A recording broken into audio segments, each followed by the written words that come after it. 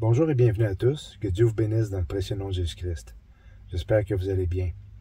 Si vous êtes moindrement au courant de ce qui se passe dans le monde, vous savez que dans un avenir rapproché, beaucoup de personnes vont vivre des temps très difficiles à cause de pénurie d'énergie. Il y a une démolition contrôlée en cours depuis environ 2 ans pour que l'industrie alimentaire souffre. Même si les 7 ans de tribulation n'ont pas encore débuté, les 4 chevaliers de l'Apocalypse galopent présentement. L'inflation est mondiale et ne va que s'accentuer jusqu'à ce que le salaire d'une journée pour une personne puisse lui permettre d'acheter une miche de pain seulement. Une dose mortelle est administrée à ceux qui sont sous l'effet de la sorcellerie, tel que mentionné dans Apocalypse 18-23, et maintenant les enfants ont des crises cardiaques et les morts subites sont de plus en plus fréquentes. Dimanche à l'église, que je fréquente avec ma conjointe Myriam, le pasteur a déclaré qu'il avait participé à 7 funérailles en 9 jours. Saviez-vous que Elon Musk a déjà tweeté « Pour être clair, je soutiens les vaccins en général et les vaccins COVID en particulier. La science est sans équivoque. Dans de très rares cas, il y a une réaction allergique, mais elle est facilement traitée avec un EpiPen. » Dans un deuxième tweet, il a également dit « Pour rappel, je suis pour le revenu de base universel et qu'il est grand temps qu'il y ait une taxe sur le carbone. » La crise climatique orchestrée par l'élite de ce monde a pour but d'imposer une limite pour chaque individu vivant sur la Terre sur la dépense du carbone. L'argent liquide n'est plus accepté à certains endroits et même certaines banques n'en font plus la distribution. Les caissiers et les caissières sont en voie de disparition. La monnaie numérique est prête à être utilisée dans certains pays. La Chine a déjà emboîté le pas. La marque de la bête est presque une réalité. Elon Musk y est pour beaucoup avec Starlink, qui est un fournisseur d'accès à Internet par satellite de la société SpaceX, qui repose sur des milliers de satellites de télécommunications placés sur une orbite terrestre basse. Le transhumanisme est une réalité, et devinez qui en fait la promotion? Eh oui. Voici un autre de ses nombreux tweets. Créer une dentelle neuronale est la chose qui compte vraiment pour l'humanité pour parvenir à la symbiose avec les machines. Il prévoit même faire, au mois de décembre, une démonstration de puces informatiques cérébrales sans fil implanté. Le cerveau humain pourrait être scanné, téléchargé sur un ordinateur et simulé. L'esprit vivrait comme un logiciel. Hollywood nous a bien conditionnés à accepter le projet avec des films très attrayants. Ils veulent nous faire croire qu'avec l'aide de l'intelligence artificielle, l'humain peut être amélioré. Il pourrait, selon eux, devenir plus intelligent, plus fort, être toujours heureux en contrôlant nos pensées et être immortel. Nous sommes dans la période des derniers jours et comme celle du temps de Noé. La méchanceté est grande sur la Terre. L'ADN a été altéré sur la majorité des habitants de la Terre. Écoutez ce que Elon Musk a dit sur les technologies à base d'ARN, ADN en 2020. I think there's going to be a lot of breakthroughs on the medical front, particularly around synthetic mRNA. You can basically do anything with synthetic RNA, DNA. It's like a computer program. So, I think with enough, with effort, that's not too crazy. You could probably stop aging, reverse it if you want. You can basically do anything. You can turn someone into a freaking butterfly if you want with the right DNA sequence. Comme au temps de Noé, alors que les animaux montaient dans l'arche, les gens ne voulaient toujours pas croire ce que Noé avait dit. La vie est sur le point de ne plus être normale, comme du temps de Noé, alors que les hommes mangeaient et buvaient, se mariaient et mariaient leurs enfants. Malgré les malheurs qui se produisent actuellement que j'ai énumérés, les gens en général vivent encore une vie normale. Mais très bientôt, tout va basculer. Ce qui est important de souligner est qu'avant que le spectacle du virus fabriqué en laboratoire débute en 2020, il y avait eu une pratique générale 2 mois auparavant, suivie d'une propagande à l'échelle internationale dans les médias de masse. Les médias de masse nous ont fait peur en nous disant qu'un virus tuerait des millions, ce qui n'a pas été le cas. Nous sommes en train de voir la même chose se dérouler, c'est-à-dire que la propagande d'une menace nucléaire est en cours depuis cet été et la pratique générale s'est terminée la semaine passée. Le secret de la réussite est de battre le fer pendant qu'il est chaud. Mercredi, la marine et l'armée américaine ont lancé une fusée d'une rampe de lancement en bord de mer pour tester près d'une douzaine d'expériences d'armes hypersoniques. La Corée du Nord a fait des tests de missiles nucléaires la semaine passée également. Les responsables du Kremlin mettent en garde contre une escalade garantie vers une troisième guerre mondiale catastrophique. La Russie a mis tout le pays en alerte de préparation à la guerre après avoir exercé la population à se réfugier dans des bunkers. Les hôpitaux de Moscou ont été ordonnés d'équiper et de stocker des salles d'opération dans des abris à bombes. Les États-Unis ont décidé d'accélérer le déploiement de bombes thermonucléaires en Europe. Le Pentagone n'exclura plus l'utilisation d'armes nucléaires contre une menace non nucléaire. Voici un article du Daily Mail au Royaume-Uni. Jeudi, le colonel Igor Korotchenko, rédacteur en chef du magazine russe National Defense, a déclaré que les exercices de missiles, de sous-marins et de bombardiers, qui ont lieu le 26 octobre, devaient démontrer la capacité de son pays à mener une frappe de représailles écrasante s'il devait être attaqué à l'aide d'armes nucléaires. M. Korotchenko a clairement indiqué à qui les exercices étaient destinés, déclarant à la télévision d'État qui pourrait lancer une première frappe nucléaire sur la Russie, les États-Unis et le Royaume-Uni. Je ne sais pas si Macron est quelqu'un qui se joindrait à cette aventure. Il est très important que nous ayons montré qui sont nos principaux ennemis et ce qui les attend. Les énormes exercices nucléaires russes surveillés par Vladimir Poutine étaient une répétition pour rayer la Grande-Bretagne et l'Amérique de la carte, a déclaré hier soir un larbin des médias d'État. Si la frappe était menée pour de vrai, s'est vanté M. Korotchenko, la Grande-Bretagne serait submergée sous l'océan Atlantique et au lieu des États-Unis, il y aurait un nouveau détroit naval nommé d'après Joseph Staline. En ajoutant aux tensions, la Russie a averti aujourd'hui qu'elle pourrait attaquer les satellites commerciaux de l'Occident en représailles à l'utilisation des États-Unis et de ses alliés pour aider l'effort de guerre de l'Ukraine. Konstantin Vorontsov, directeur adjoint du département de la non-prolifération et du contrôle des armements du ministère russe des Affaires étrangères, a déclaré aux Nations unies que l'utilisation de satellites occidentaux pour aider l'Ukraine était une tendance extrêmement dangereuse. Les infrastructures quasi civiles peuvent être une cible légitime pour une frappe de représailles, a déclaré Vorontsov à la première commission des Nations unies, ajoutant que l'utilisation par l'Occident de tels satellites pour soutenir l'Ukraine était provocatrice. Il n'y a pas de compromis, a-t-il ajouté. Le signal a été envoyé aux États-Unis et au Royaume-Uni. Cela devrait les rendre dégrisés et se vider l'esprit. Ce n'est pas du chantage nucléaire. C'est ce que nous ferions vraiment si nous étions touchés. Les manœuvres ont suivi l'avertissement de Poutine sur sa volonté d'utiliser tous les moyens disponibles pour repousser les attaques sur le territoire russe en référence aux arsenaux nucléaires du pays. Le Kremlin a déclaré que toutes les tâches fixées pour l'exercice avaient été remplies et que tous les missiles qui avaient été testés avaient atteint leur cible désignée. L'utilisation d'armes nucléaires dans la parole de Dieu est mentionnée non seulement dans le livre de l'Apocalypse, mais aussi à d'autres endroits comme dans 2 Pierre 3, 9 à 12. Le Seigneur ne tarde pas dans l'accomplissement de la promesse, comme quelques-uns le croient, mais il use de patience envers vous, ne voulant pas qu'aucun périsse, mais voulant que tous arrivent à la repentance. Le jour du Seigneur viendra comme un voleur. Les cieux passeront avec fracas, les éléments embrasés se dissoudront, et la terre avec les œuvres qu'elle renferme sera consumée. Puisque donc toutes ces choses doivent se dissoudre, qu'elles ne doivent pas être la sainteté de votre conduite et votre piété, tandis que vous attendez et hâtez l'avènement du jour de Dieu, à cause duquel les cieux enflammés se dissoudront et les éléments embrasés se fondront. Avez-vous déjà lu Zacharie 5? Je levai de nouveau les yeux et je regardai, et voici, il y avait un rouleau qui volait.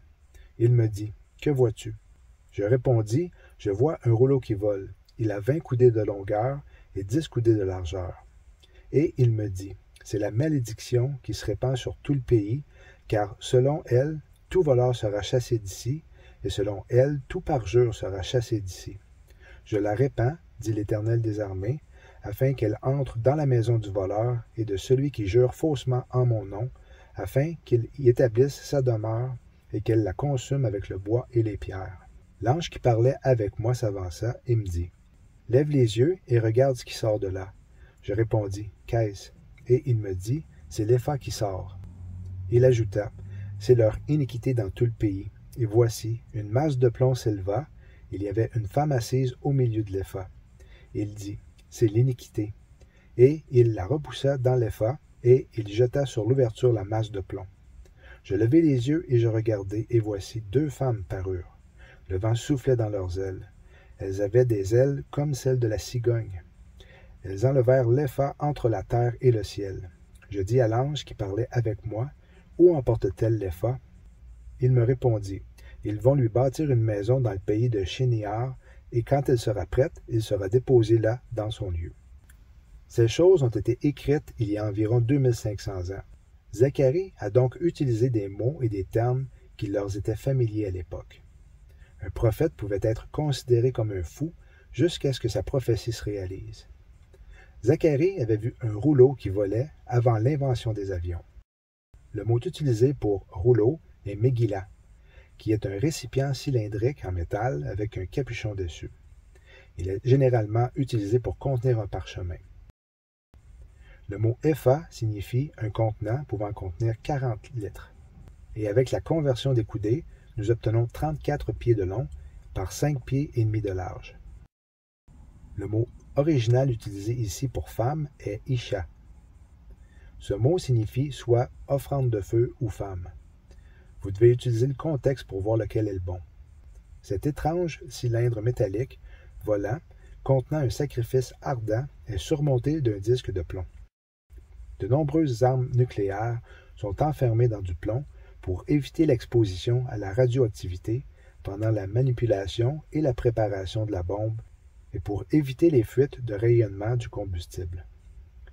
Ensuite, le prophète regarde à nouveau et voit 2 femmes, 2 offrandes de feu dans un récipient avec le vent dans leurs ailes, s'élevant entre le ciel et la terre. Ceci s'applique à l'atmosphère extérieure qui est le domaine des missiles intercontinentaux. L'Anier 2 est un missile balistique à moyenne portée avec 2 étages à combustible solide. L'utilisation d'armes nucléaires est mentionnée une autre fois par le même prophète un peu plus loin. Voici la plaie dont l'Éternel frappera tous les peuples qui auront combattu contre Jérusalem. Leur chair tombera en pourriture tandis qu'ils seront sur leurs pieds. Leurs yeux tomberont en pourriture dans leurs orbites, et leur langue tombera en pourriture dans leur bouche. En ce jour-là, l'Éternel produira un grand trouble parmi eux, l'un saisira la main de l'autre, et ils lèveront la main les uns sur les autres. Continuons dans le contexte du feu et du nucléaire. Ézéchiel 38. En ce jour-là, le jour où Gog marchera contre la terre d'Israël, dit le Seigneur l'Éternel, la fureur me montera dans les narines. Je le déclare dans ma jalousie et dans le feu de ma colère, en ce jour-là, il y aura un grand tumulte dans le pays d'Israël. J'exercerai mes jugements contre lui par la peste et par le sang, par une pluie violente et par des pierres de grêle. Je ferai pleuvoir le feu et le soufre sur lui et sur ses troupes, et sur les peuples nombreux qui seront avec lui. Je manifesterai ma grandeur et ma sainteté, je me ferai connaître aux yeux de la multitude des nations, et elles sauront que je suis l'Éternel. Avez-vous déjà remarqué que dans le film iPad Go 2, produit en 2012, que celui qui ressemble à l'Antéchrist s'élève après une explosion nucléaire?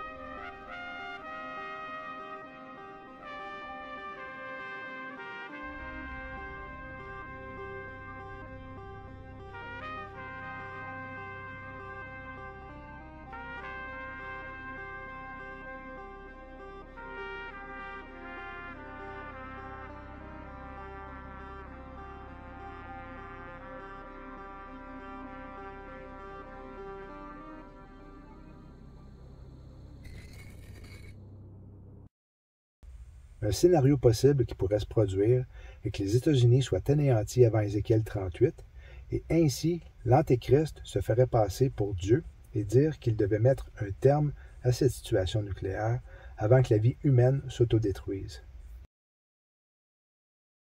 Et toi, fils de l'homme, prophétise contre Gog. Tu diras, ainsi parle le Seigneur l'Éternel. Voici, j'en veux à toi, Gog, prince de Roche, de Méchèche et de Tubal. Je t'entraînerai, je te conduirai, je te ferai monter des extrémités du septentrion, et je t'amènerai sur les montagnes d'Israël. J'abattrai ton arc de ta main gauche, et je ferai tomber tes flèches de ta main droite. Tu tomberas sur les montagnes d'Israël, toi et toutes tes troupes, et les peuples qui seront avec toi, aux oiseaux de proie, à tout ce qui a des ailes, et aux bêtes des champs, je te donnerai pour pâture. Tu tomberas sur la face de la terre, car j'ai parlé, dit le Seigneur l'Éternel.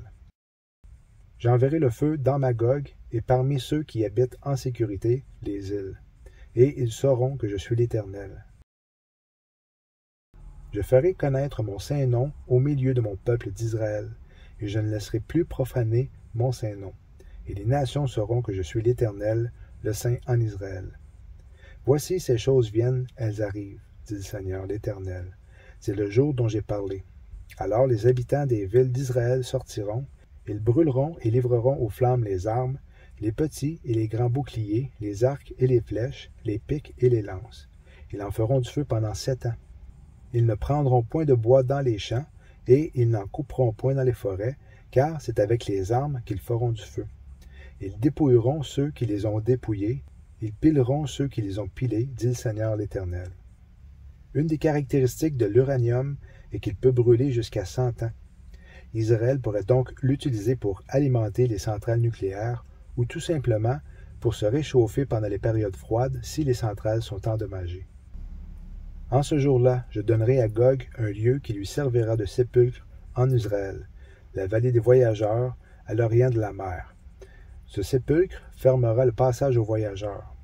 C'est là qu'on enterrera Gog et toute sa multitude, et on appellera cette vallée la vallée de la multitude de Gog.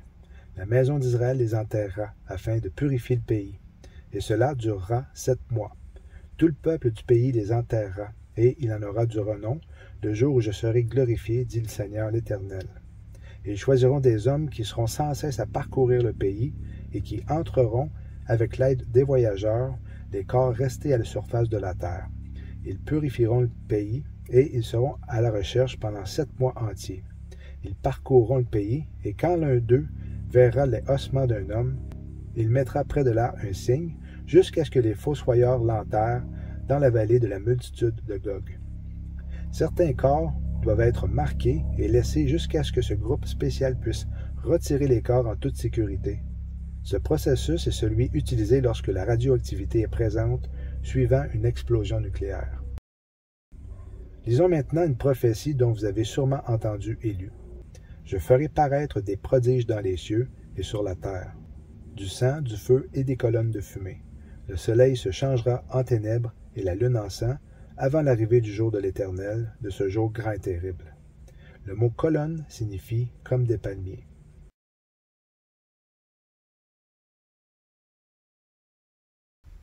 Les prochains jours vont fort probablement être intéressants, en particulier le 8 novembre, à cause des élections du mi-mandat. Voilà, j'espère que vous avez apprécié. Pour l'instant, je vous dis shalom.